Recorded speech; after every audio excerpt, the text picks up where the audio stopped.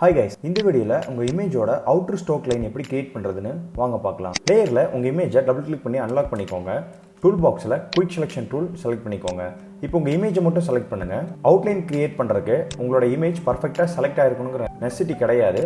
So அதனால ரஃபா select பண்ணிக்கோங்க.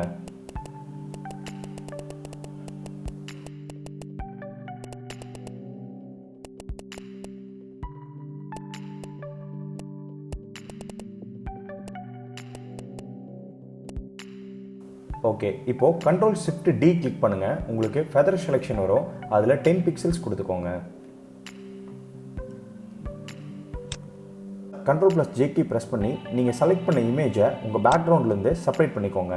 ஓகே, இப்போ லேயர்ல பாட்டம்ல பார்த்துட்டீங்கன்னா ஆட் லேயர் ஸ்டைல்னு ஒரு ஆப்ஷன் இருக்கும். அதை கிளிக் பண்ணுங்க. கிளிக் பண்ணிட்டு ஸ்டோக்குங்கிற ஆப்ஷனை செலக்ட் பண்ணிக்கோங்க. சைஸை அட்ஜஸ்ட் பண்ணி உங்க அவுட்லைனை கிரியேட் பண்ணிக்கோங்க. இப்போ உங்கள் அவுட்லைனை டல் பண்ணணும்னா ஒப்பாசிட்டியை கம்மி பண்ணிக்கோங்க. ஓகே, மேபி உங்களுக்கு அவுட்லைன் கலரை சேஞ்ச் பண்ணணும்னா கலர் ஆப்ஷனை கிளிக் பண்ணுங்கள்.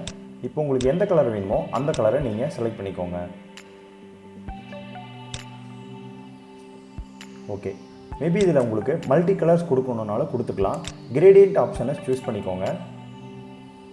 இப்போ எந்த கிரேடியன்ட் வேணுமோ அந்த கிரேடியண்ட்டை நீங்கள் செலக்ட் பண்ணிக்கலாம். இதில் இருக்க டிஃபால்ட் கலரும் நீங்கள் யூஸ் பண்ணிக்கலாம். மேபி உங்களுக்கு ஓனாக ஒரு கலர் க்ரியேட் பண்ணனாலும் க்ரியேட் பண்ணிக்கலாம். ஏதோ ஒரு கிரேடியன்ட் ப்ரெசென்ட்டாக செலக்ட் பண்ணிவிட்டு உங்களுக்கு எந்த கலர் வேணுமோ அந்த கலரை நீங்கள் ஸ்விட்ச் பண்ணிக்கோங்க. உங்கள் இமேஜ்க்கு ஏற்ற மாதிரி இந்த கிரேடியன்ட் கலரை நீங்கள் சேஞ்ச் பண்ணிக்கலாங்க.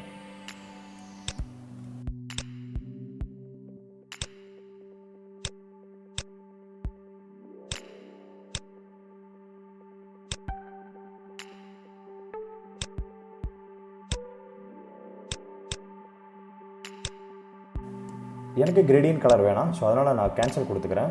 இப்போ நம்ம இமேஜ்க்கு நம்ம அவுட்லைன் கிரியேட் பண்ணியாச்சு. ஃபோட்டோஷாப்பில் இது மாதிரி வேறு க்ரேஸியான டிப்ஸ் வேணும்னா கமெண்ட்டில் லீவ் பண்ணுங்கள். நான் முடிஞ்ச வீடியோ போஸ்ட் பண்ணுறேன். அண்ட் ஃபைனலி தேங்க்யூ ஃபார் வாட்சிங்.